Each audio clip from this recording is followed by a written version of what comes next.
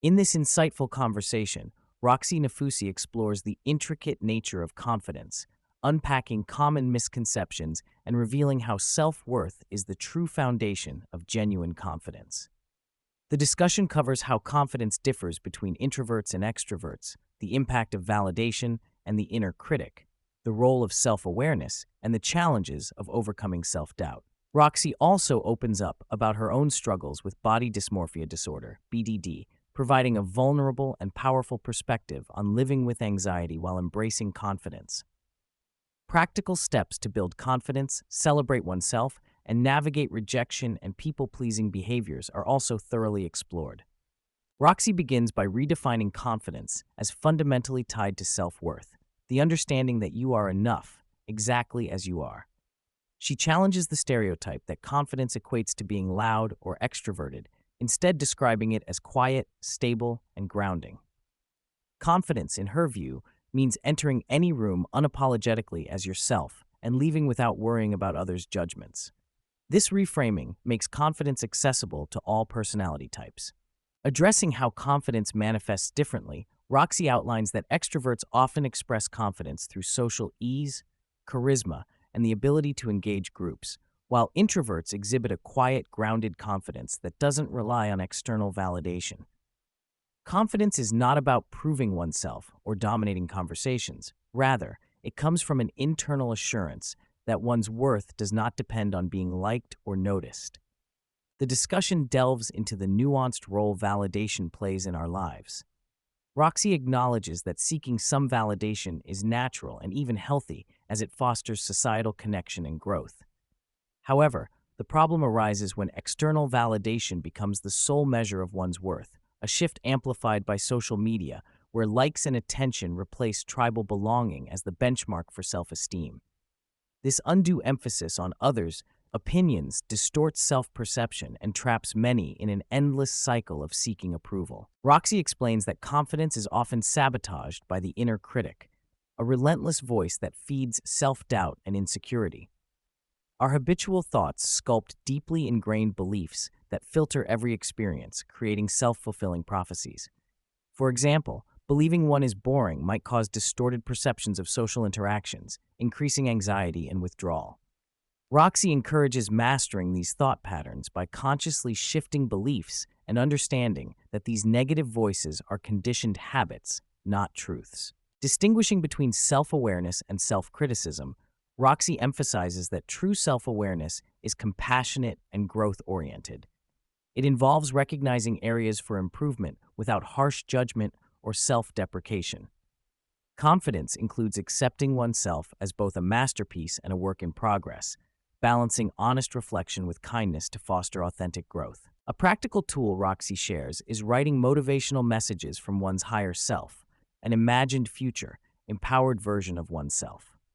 This exercise nurtures a kinder internal dialogue, gradually replacing the critical voice with encouragement. Living according to the choices one's higher self would make can create transformative shifts in mindset and behavior, empowering daily decisions and interactions. One of the core steps in Roxie's framework is to stop trying to be liked by everyone, recognizing that universal approval is impossible and unnecessary. She highlights how this pressure leads to people-pleasing, exhaustion, and loss of authenticity. Roxie introduces 4 essential truths. No one is thinking about us as much as we believe. We don't truly know what others think. It's impossible to please everyone all the time. And feelings of disconnect are often about incompatible energies, not personal failings. This perspective fosters greater acceptance of oneself and others. Roxie differentiates people-pleasing as rooted in low self-worth and fear of rejection, whereas making people happy comes from a place of confidence and genuine kindness. The former demands self-sacrifice to gain approval. The latter is an authentic expression of care without losing oneself. Recognizing this distinction empowers individuals to set healthier boundaries and pursue relationships from strength, not neediness. On managing rejection, Roxie advocates radical acceptance, the practice of not personalizing others' disapproval or lack of connection. She stresses that others' opinions often stem from their own wounds and experiences and rarely reflect our true value.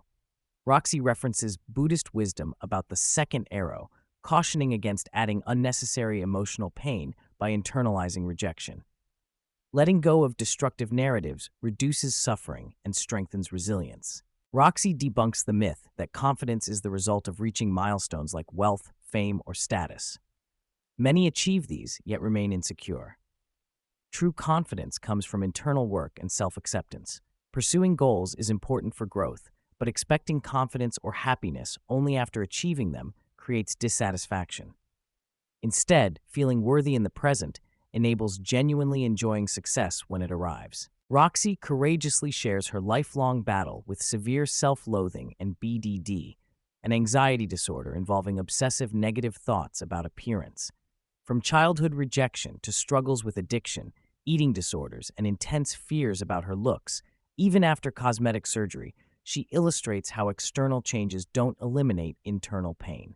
Her experiences affirm that confidence is not about perfection, but managing and surviving mental health challenges while striving for self-love.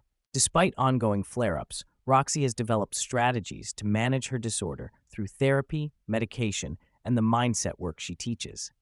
She normalizes the difficulty of living with BDD, describing it as an anxiety that can dominate every social interaction. Her vulnerability in discussing this publicly is itself a form of profound confidence, breaking stigma and offering hope to others facing invisible struggles. The conversation touches on how modern technology intensifies self-scrutiny, forcing repeated exposure to one's own reflection via cameras and mirrors, which can exacerbate anxiety and dissatisfaction. Roxie contrasts this with traditional societies lacking mirrors to illustrate how this constant self-watching is a relatively new phenomenon that challenges mental well-being, especially for those prone to disorders like BDD. Roxie stresses the importance of celebrating small, everyday wins and qualities that make each person unique. She identifies cultural barriers such as excessive humility and confusion between confidence and arrogance, which prevent people from accepting compliments and acknowledging accomplishments.